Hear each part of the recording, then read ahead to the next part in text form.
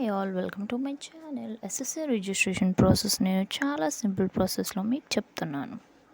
First గూగుల్కి వెళ్ళి ssc.nic.in అని click చేసి కనబడుతున్న స్క్రీన్ మీద కనబడుతున్నలాగా ఎస్ఎస్సి పైన క్లిక్ చేసి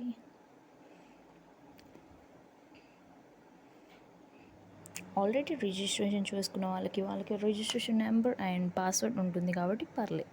బట్ న్యూ యూజర్స్ కోసం నేను చెప్తున్నాను.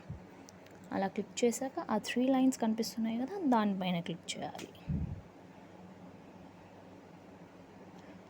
అక్కడ లాగిన్ ఆర్ లాగిన్ అంటే ఆల్రెడీ రిజిస్టర్ అయిన వాళ్ళు డైరెక్ట్ రిజిస్ట్రేషన్ నెంబర్ అండ్ పాస్వర్డ్తో లాగిన్ అవ్వచ్చు.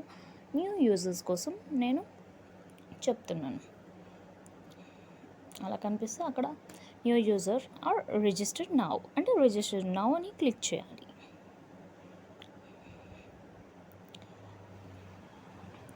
ఇందులో డీటెయిల్స్ మాత్రం కరెక్ట్గా ఇవ్వాలి. మీ 10th సర్టిఫికేట్ ఎస్ఎస్సి మెమో మీద ఉంటుంది కదా, అలాగే కరెక్ట్గా ఇవ్వాలి. Here comes one time registration అని వచ్చింది కదా, అలా మీ personal details, password creation, additional details like educational qualification అలా అన్నీ డిక్లేర్ చేయాలి. అన్నీ కరెక్ట్గా ఇవ్వాలి.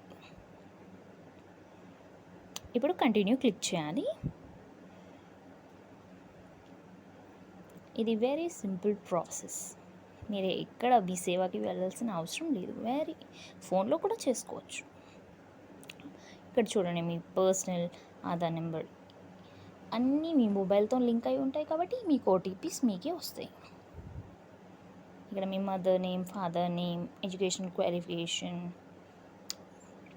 Gender, date of birth, marks అన్ని డీటెయిల్స్ మాత్రం చాలా కరెక్ట్గా ఇవ్వాలి.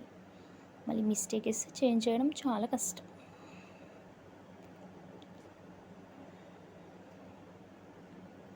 రిజిస్ట్రేషన్ ప్రాసెస్ అయ్యాక మీకు registration number and password create అవుతుంది.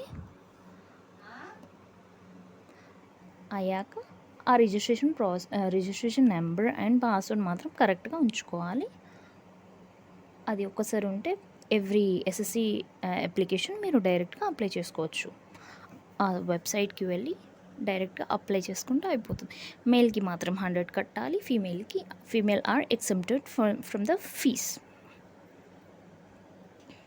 సేవ్ అండ్ నెక్స్ట్ క్లిక్ చేయాలి ఫర్దర్ ప్రాసెస్ కోసం. Thank you all.